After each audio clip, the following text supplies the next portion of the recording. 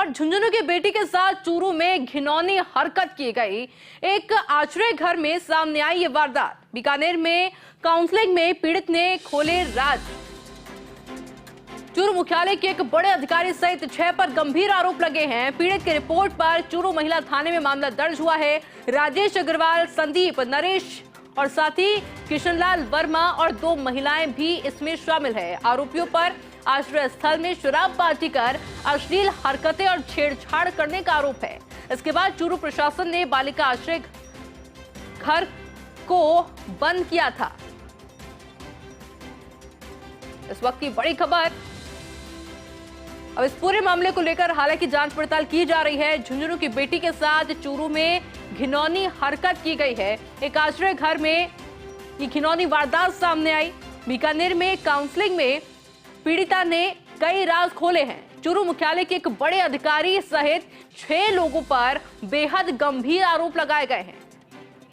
और इसी खबर पर और अधिक जानकारी के लिए मेरे साथ सहयोगी प्रदीप जुड़ चुके हैं। प्रदीप, और क्या कुछ जानकारी पूरे मामले पर आपके पास? देखिए, मैं आपको बता दूं, ये झुंझुनू की जो बेटी है, इसका ये बालिका आश्रय गृह चूरू में रह रही थी और वहां पे इनकी जो रिपोर्ट है, इस रिपोर्ट के आधार पर उनके साथ जो अश्लील हरकतें वहां पर होती थी और जिनमें 6 आरोपियों को इन्होंने नामजद भी किया है।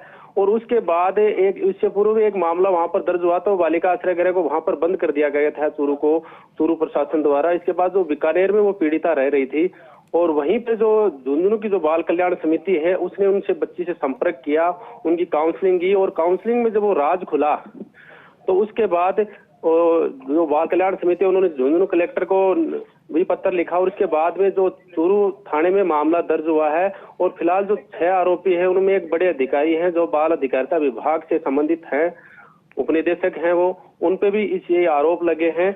वहीं जो बालिका आश्रय गृह का जो संचालक है राजेश अग्रवाल, उन पे उन्होंने पूर्व में भी आरोप लगाए थे, जिसमें 5 आरोपी बनाए थे।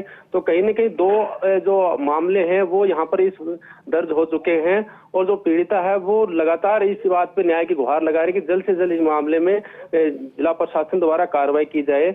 वहीं जो पूर्व में पीड़िता थी वो भी चाहती थी, करीब 2 साल से वो भी न्याय की मांग कर रही है, लेकिन उस मामले में भी अभी तक पुलिस ने FIR लगाती थी। लेकिन अब जो दोबारा पॉक्सो कोर्ट ने वापस पुलिस के पास भेजा है और उस मामले में भी इनकी जांच जारी है। फिलहाल इस मामले में 6 आरोपी बताए जा रहे हैं। जी, अभी तक क्या एक्शन लिया गया प्रदीप पूरे मामले पर?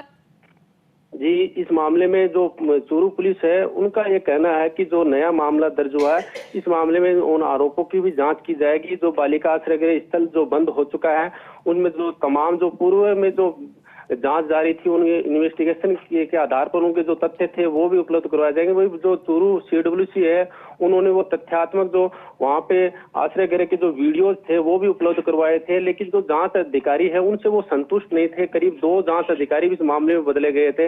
लेकिन फिलहाल जो जिला कलेक्टर हैं और जो SP हैं वो इस मामले पर संज्ञान ले रहे हैं। त्वरित से त्वरित अनुसंधान करके कोर्ट में पेश करने के लिए फाइल लगाई जाएगी। जी प्रदीप, जिन 6 लोगों के नाम इस पूरे मामले पर सामने आए, इसको लेकर कोई जानकारी आपके पास?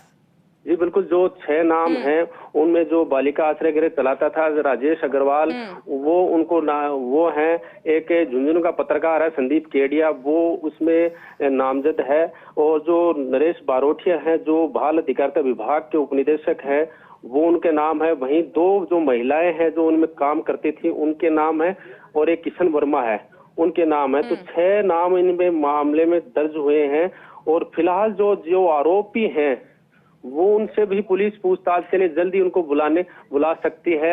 लेकिन अभी तक जो तथ्यात्मक जो रिपोर्ट है बाल कल्याण समिति द्वारा प्रस्तुत की गई, जो बालिका आश्रय गृह में ऐसे मामले होते थे, क्योंकि जिनके पास रक्षा की दायित्व था, सुरक्षा की दायित्व था, वो उसी बालिका आश्रय गृह में वहां पर ऐसा होता था। और बच्ची ने यहाँ तक आरोप लगाए थे कि उनके जो पार्टियां होती थी, जो आरोपी थे, वो ऊपर जो कमरे में बेड बना हुआ था वहां पर आते थे, बच्चियों से शराब परोसी जाती थी और अश्लील हरकतें की जाती। ऐसे मामले में अभी तक विभिन्न धाराओं में इनके खिलाफ मामला दर्ज हुआ। जी, बेहद गंभीर मामला है प्रदीप। पूरे मामले पर आप नजर बना रखिएगा, आगे भी अपडेट आपसे लेंगे। फिलहाल के लिए बहुत बहुत शुक्रिया।